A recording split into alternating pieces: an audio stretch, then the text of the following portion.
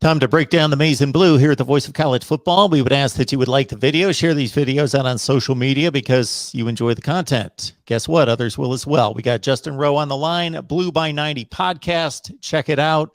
It's always a good listen. Uploaded every Monday and Friday. Justin, how's it going? Doing well here, doing well. Yeah, we're talking spring football. Unfortunately, Michigan lost in basketball last night in the Sweet 16. So now, a lot of people's focus is definitely over to spring football now. We actually are going to, on our podcast, have Trevor Keegan, one of Michigan's offensive linemen, on next Monday too. So starting to dive into that, and we'll hear from from the inside sources there, from straight from the players. Very nice. And speaking of which, you went straight to the news conference to hear from co-defensive coordinator Steve Clinkscale and also Jess Minter taking over for Mike Macdonald. We have speculated, and I'm sure you have more so on your podcast over the last few months, what this defense is going to look like, what the possible changes could be with Mike Macdonald moving him back to the NFL. What did you gain from this news conference? I'd say the biggest thing is that they're calling this year 2 of this defense. So I don't think there will be many changes in terms of schemes. I'm sure that Jesse Minter coming in from Vanderbilt will, put his own spin on things. But I think that we talked about it before on this show, and I know on our podcast too. I think they did not want to have 3 defenses in 3 years for a lot of these players, coming from Don Brown to Mike Macdonald to now Jesse Minter. So they're calling this year 2. They're keeping it the same scheme. Jesse Minter does have a lot of ties to the Baltimore Ravens, like Mike Macdonald does. So they've worked together. They know that same scheme. So I think that's the biggest thing, is that it will be consistent from last year to this year in terms of how the defense looks. The big thing that they talked about was, how do you replace an Aiden Hutchinson and David Ajabo? You're not going to have guys like that on the edge. They do have Mike Morris and Taylor Upshaw that will do pretty well. But how do you make your scheme fit now to – you aren't going to have guys that are getting 3 sacks a game or 2 sacks a game or something like that and getting pressure all day. They definitely have a focus on the back end of that defense. They want their guys to cover for longer. Steve Clinkscale mentioned that he had talked to his guys a lot, where if they just give Aiden 1 more second or half a second more, then Aiden's getting to the quarterback. And so they're focused on, how do we extend that play for another half a second or second and let our guys up front get to the QB and disrupt things. I thought another interesting point made was Jess Minter had commented that he has a working relationship, good relationship with Mike Macdonald. Therefore, it wasn't just, okay, we're going to take that defense and we can look at the film and we understand what a 4-2-5 is, or a 4-3 or 3-4. Therefore, we can just duplicate it. But there's a lot of nuances to it. And they've got that working relationship that they could have several conversations to really understand and better transition the personnel and the scheme from 21 to 22. Yeah, and he mentioned that he had a relationship with Mike Macdonald before he came to Michigan, and he said that he still talked to him a lot actually now. So I think that helps with the transition as well. So it's not just something brand new. Jesse Minter's not coming into something brand new. They're all working together. Obviously, with Jim Harbaugh and John Harbaugh, I'm sure they speak a lot too. So I think that's a good thing for Michigan's defense, that it's not just going to be this brand new thing. There's not going to be a ton of turnover there. That's exciting for a lot of the fans to hear, because I think that, in Don Brown's defense, everyone was a little frustrated that it looked a lot like 1995, right? You're blitzing, you're playing hard-nosed football. As much as we like to see that, it's not what you're going up against in the year 2022. You're going up against high-powered offenses that are throwing the ball all over the place, specifically that team from Columbus. And one thing that Jesse Minter talked about is he went up against that in the SEC all the time. He went up against Lane Kiffin. Obviously they didn't do well against them because it's Vanderbilt, unfortunately. But he's seen those types of offenses, and he's excited to bring some of that from the SEC to the Big Ten. And I think for fans out there, it was very, very exciting to see Michigan have a balanced defense where you are bend but don't break. You are, that type of progressive defense now in the year 2022, and you're going to adapt to the team that you're playing each week instead of just, this is what we run and we're going to try and stop you. And then it's frustrating when you get beat and you feel like you don't have a plan B or a comeback or anything like that. Yeah, there's a mental side of the game. It's not, let's line up with our best athletes and that's good enough 9 or 10 times. You got to try to win the other 2 or 3. And sometimes the difference is that much, and that might be a scheme, a matchup, something you're throwing them that they've never seen before, those kind of abilities to adapt from opponent to opponent. No doubt about that. Just one thing. Real quick, too, one more thing. I think, one thing that Jesse Minter and Steve Clinkscale both mentioned, one issue that this defense had last year was tempo. They trying to get on and off the field. They got caught multiple times in that Michigan State game and in some other games. And he mentioned that, when you're talking about the mental game and those calls and things like that, he mentioned that was one thing that they're trying to improve on. They're trying to improve on the verbiage, the terminology. How do we get one call that's one word out to 11 guys and it all means something for them? So that was something that was interesting to me. They're trying to, I wouldn't say dumb it down, but simplify it so that it's, in that game sequence when you're, transitioning from second to third down and you're trying to get guys on and off the field, how can they all get that, get that call and all get it in time for them to line up and still play football instead of it being so much going on. So that part was interesting to me when you're talking about terminology and mental and the coaching side of it. The other thing that was interesting is Steve Clinkscale talked about, I asked him specifically, what's the one thing this defense is trying to improve on? He said takeaways. He said there were a lot of times where we had a takeaway in our hands or right there, couldn't get it. If they could get those takeaways, that they would be able to change the game. So this defense, they're coming in. He actually specifically mentioned going after recruits that already are focused on ripping the ball out and getting interceptions and that type of stuff, because he said, if you can do that at the high school level, then when the game speeds up and you're doing so much, that's already a natural thing for you when you get to the college and the NFL level. So it's going to be something that'll stick with you throughout your career. And also interesting what you mentioned to me before we started to record, and that's that, Jim Harbaugh just didn't bring these 2 guys in to run the defense and take his hands off, but you don't want a meddling head coach. But at the same time, Harbaugh's got his own impressions of what could be done from a personnel standpoint, and he certainly made an impact on some personnel moves.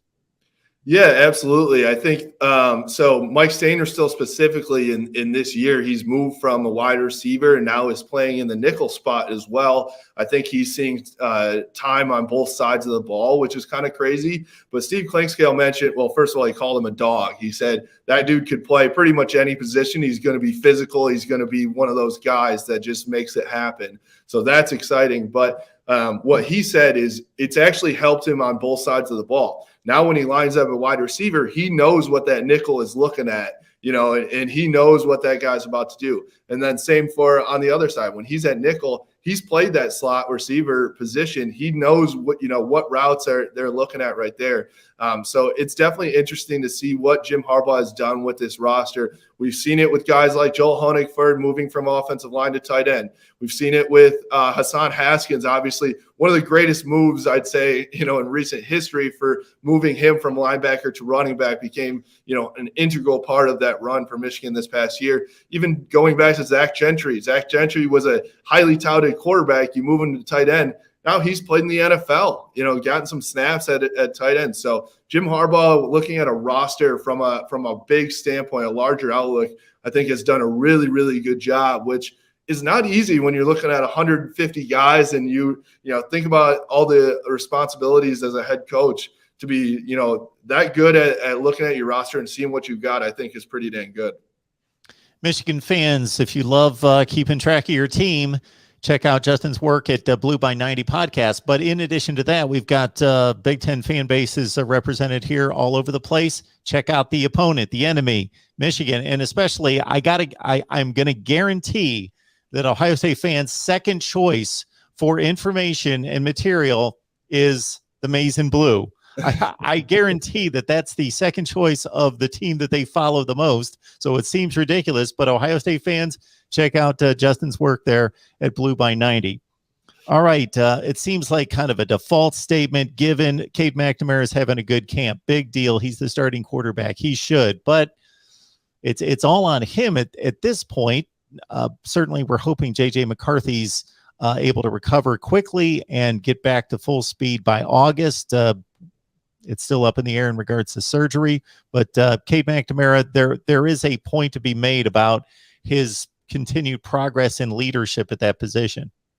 And I think it was kind of funny. He was at a press conference last week too, and had some media availability. And somebody asked him about, how are you handling this, and the QB battle or whatever you want to call it there. And he said, "I'm a Big Ten championship winning quarterback." Like he was pretty pissed off about it, to be honest. He had some attitude, like, why am I being doubted? I just led this program to their first Big Ten championship in 17 years. I don't understand. So I think he's got a bit of a chip on his shoulder here where he's like, my own fan base is still doubting me. I did the unthinkable almost, and they're still like looking for the next guy. So I like that in him where he's like, I'm the guy.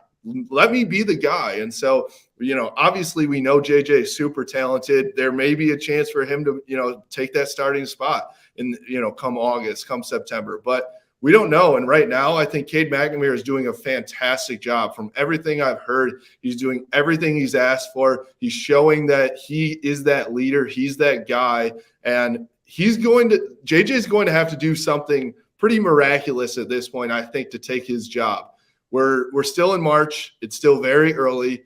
There could be a lot of things that happen over the next 4 or 5 months. But I think Cade McNamara is a guy that he's going to do everything that you ask of him and a little bit more. And we know what Jim Harbaugh likes in his QBs. It's to be that leader, not turn the ball over, not be stupid, those types of things. And Cade does all that. So I would be surprised at this point if Cade doesn't start come September. There's something ingrained in most college football fans' minds that they're always looking for the next guy. That's why recruiting is so big. They can win championships for most fan bases, and they're still looking at the list of recruits and signees and thinking those guys have to be better, man.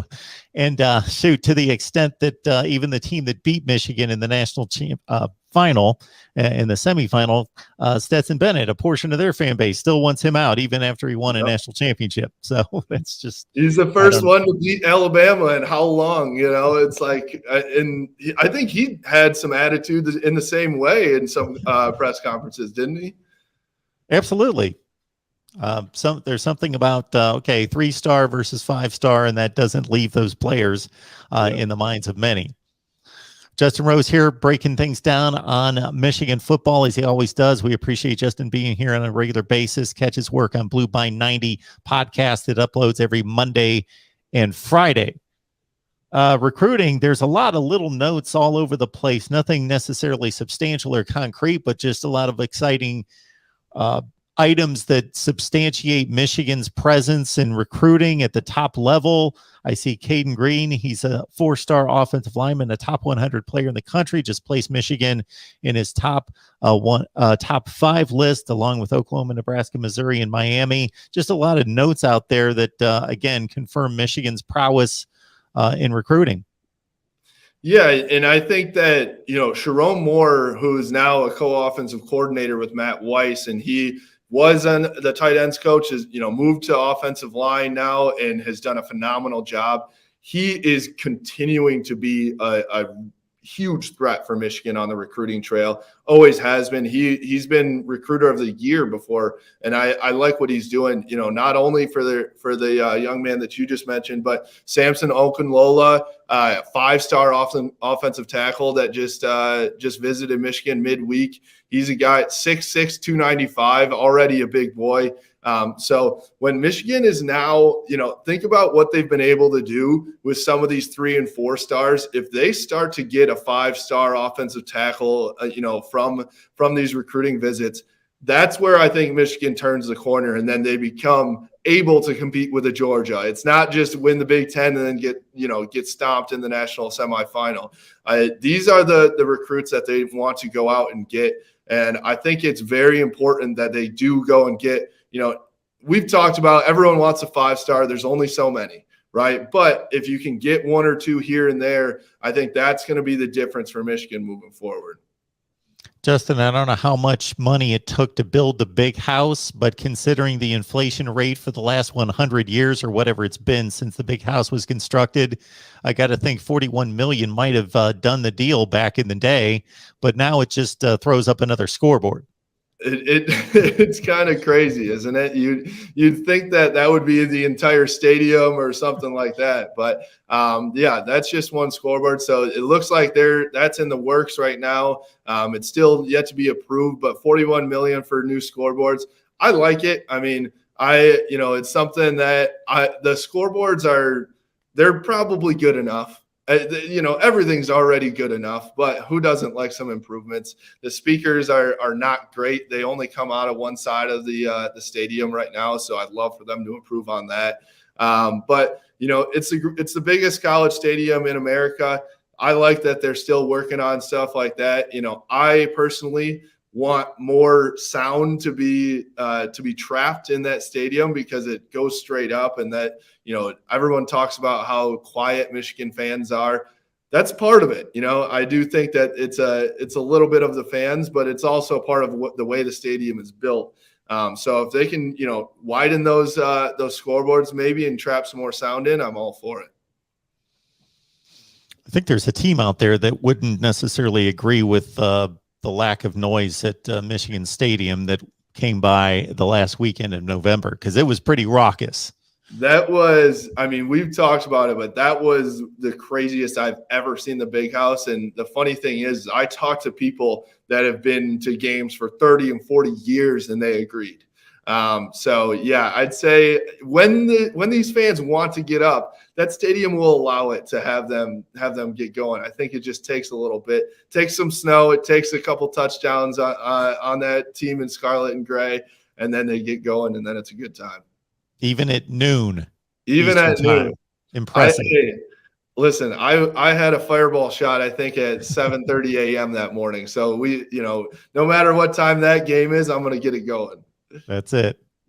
Justin Rowe, Blue by 90. Always appreciate it, man. Thank you so much for that. And everybody check out his work there. Blue by 90 podcast uploads every Monday and Friday. Justin, you have a great weekend.